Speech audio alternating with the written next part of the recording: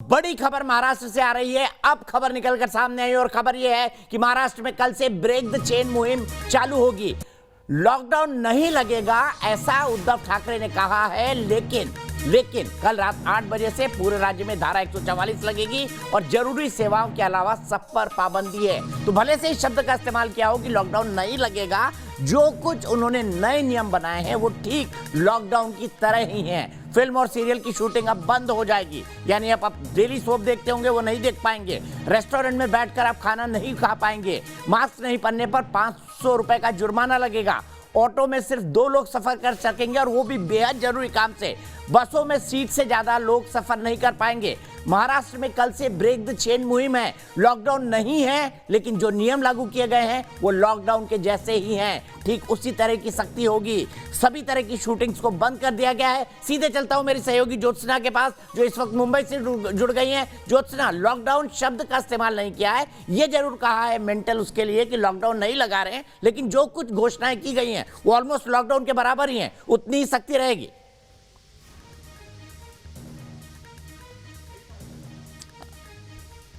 बिल्कुल सही कहा, क्योंकि पिछले एक हफ्ते से हम लोग देख रहे हैं कि पूरे महाराष्ट्र में मिनी लॉकडाउन तो चल रहा है। वीकेंड का नाइट कर्फ्यू चल रहा है। नाइट में रात 8 बजे से लेकर सुबह 7 बजे तक नाइट कर्फ्यू चल रहा है और वीकेंड में कंप्लीट लॉकडाउन चल रहा है। अब आज जो सीएम उद्धव ठाकरे ने जो जनता को संबोधित किया उसमें उन्होंने लॉकडाउन इस शब्द का भले इस्तेमाल नहीं किया हो, लेकिन पिछले साल के मुकाबले इस साल जो लॉकडाउन किया गया है, जो सख्तियाँ बरती गई है वो काफ़ी सख्त है, क्योंकि सिर्फ अत्यावश्यक सेवा शुरू रहेगी। नियमों के साथ ये शुरू किया है। आम जनता को बाहर घूमना सिर्फ और सिर्फ अत्यावश्यक सेवा के अलावा बाहर घूमना बिल्कुल भी मना है।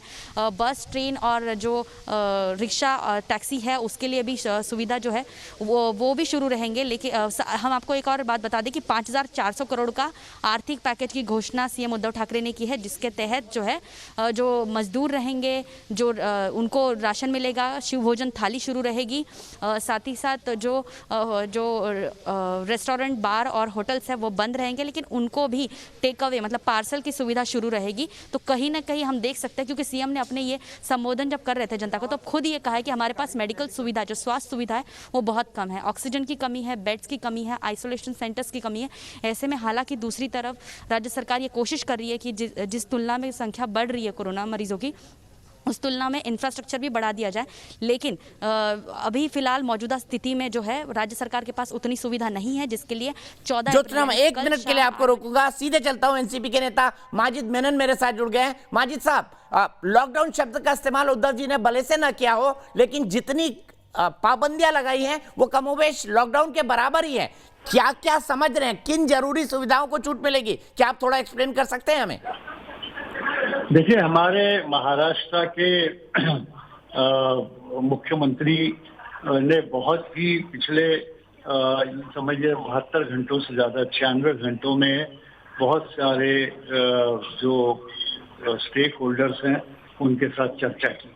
उन्होंने उद्योगपतियों से भी बात की, उन्होंने वर्कर्स से भी बात की, उन्होंने राजनेताओं से भी बात की, उन्होंने समाज सेवकों से भी बात की, और सबको साथ लेते हुए यहाँ तक कि प्रसन्नता इस बात की है कि विरोधी पक्ष के नेताओं को भी बिल्कुल साथ लिया था और विरोधी पक्ष के नेताओं का भी सहयोग इसमें रहा है कि कोई ऐसा रास्ता इख्तियार किया जाए कि गरीबों की रोजी रोटी या जो हैंड टू माउथ लोग महाराष्ट्र में हैं, चाहे वो यहाँ के लोग हों या बाहर के हों, उनको किस तरह संभाला जाए।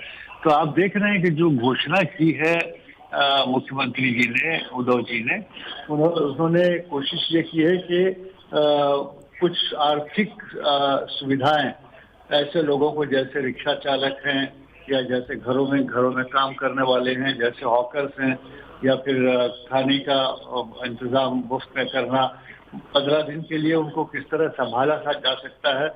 मैक्सिमम यानी जितनी पॉसिबिलिटी हो सकती है, जितना रिसोर्सेज हैं उसके तहत उन्होंने उन सुविधाओं की भी घोषणा की है, ताकि लोगों को 15 दिन जो है वो किसी भी तरह से कट जाएं और कोई अव्यवस्था न हो।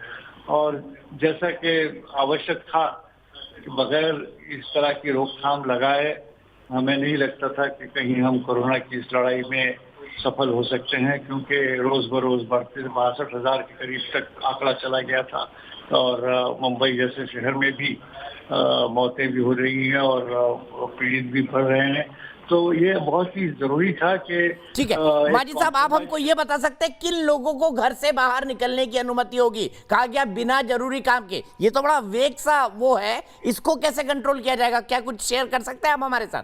नहीं, देखिए ऐसा है कि आवश्यक सेवाएं जो हैं, जैसे कि अब अगर मेडिकल स्टोर को शुरू रखना है तो मेडिकल स्टोर में काम करने वालों को जाने की अनुमति होगी, आने जाने की। उसी तरह से राशन की दुकानों को खुला रखने के लिए कहा गया है, तो उनके जो कार्य करते हैं उनको वहाँ आने जाने की। मेडिकल सुविधाएं हैं, हॉस्पिटल्स हैं, नर्सिंग होम्स हैं, या फिर सरकारी दफ्तर में जहाँ जितना काम चलेगा वो आवश्यक, ये सब आवश्यक लोगों की एक सूची इस तरह से मुख्यमंत्री पूरी घोषित नहीं कर पा सकते। अगर वो करते तो बड़ा लंबा समय लगता। ये तो हमको सबको समझने की जरूरत है कि आवश्यक सेवाओं में क्या क्या आता है। वैसे उन्होंने बता दिया है कि भाई पेट्रोल पंप हो या कार्गो का काम हो या और ऐसी सुविधाएं दवाइयों के संबंध में, मेडिकल फैसिलिटीज के संबंध में, अस्पताल हो, नर्सिंग होम के संबंध में, ये सब आवश्यक इसमें आते हैं। पुलिस का बंदोबस्त है, ये सब आवश्यक है।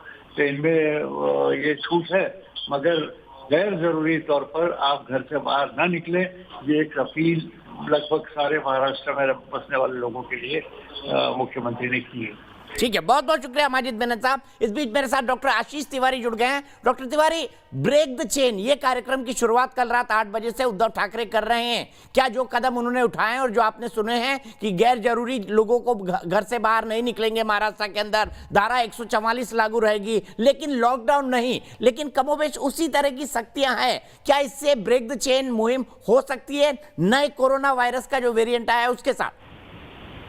देखिए, जो ब्रेक द चेन जो ये मुहिम चलाई जा रही है, इसकी जरूरत तो है, और इसकी जरूरत तभी पूरी हो सकती है जब लॉकडाउन लगे।